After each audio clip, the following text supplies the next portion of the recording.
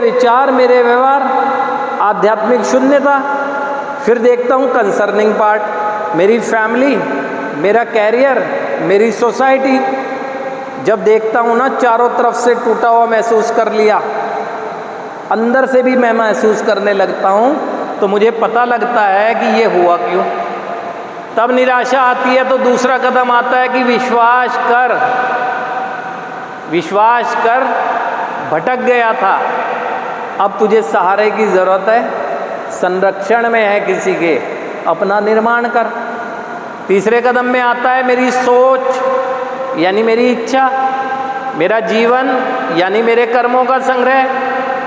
नकारात्मक कर्मों को समर्पण करूं, अपनी उस सोच का समर्पण करूं जिसने मेरी जिंदगी में विनाश ही लिख दिया, हो जाता है ठीक। चौथा कदम आपको बताता है कि आपके अंदर क्या डिफेक्ट आ गए हैं। आपको तो लगता है कि मात्र नशे ही समस्या है, अगर नशे ही समस्या होता तो छोड़ देना समाधान होता। समस्या तो वो है जो दार्शनिकता की पहली लाइन में लिखी है, यहाँ आया हूँ क्योंकि अंत में नहीं छुटकारा अपने आप से, अपने आप से, मेरी मैं से मुझे छुटकारा लेना चाहिए, मेरी सोच बदलनी चाहिए, मेरे विचार बदलने चाहिए, मेरे व्यवहार बदलने चाहिए। एक आध्यात्मिक व्यक्तित्व का निर्माण करना होगा मुझे ना, तो ये इसलिए आया हूँ।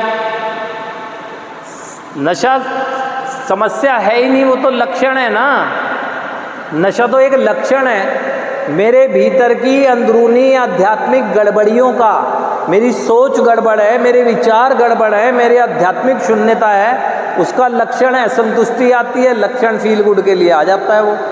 उसे छोड़ना इसलिए ज़रूरी है कि मेरा माइंड मेरे नियंत्रण में रहे, वो हाईजैक कर लेता है ना, तो इसलिए ज़रूरी है। तो यहाँ सोच पर काम होता है। जैसे ही सोच आपकी जिम्मेदाराना व्यवहार करने लगती है, आपके विचारों में परिवर्तन आ जाते हैं। जो कभी इन बंदिशों को कैद खाने से बढ़कर कह रहे थे, वो इन्हीं बंदिशों को अपने जीवन का निर्माण केंद्र कहने लगते हैं। सोच बदलती है ना, नज़रिया बदल जाता है ना। कभी यही कैद खाने लगते हैं, कभी जीवन निर्माण केंद्र लग जाता है, नज़रिया ही तो बदलता है, रहता तो वही है। कुछ नहीं बदलेगा, हम बदलेंगे। और हम जब बदलेंगे जब हमारी सोच बदलेगी, और सोच बदलेगी तो मुझे पता लग जाएगा कि वास्तविक खुशी के लिए मुझे अच्छे कर्म करने होंगे। और जब खुशी कम हो तो कर्मों को और ज़्यादा करना होगा, ज़्यादा खुशी के लिए। वो नहीं करना होगा जो आप खुशी ढूंढ रहे थे जिसमें। अगर आपको खुशी उसी से मिली तो बता दो कि आपने ढूंढी, कहाँ है वो खुशी।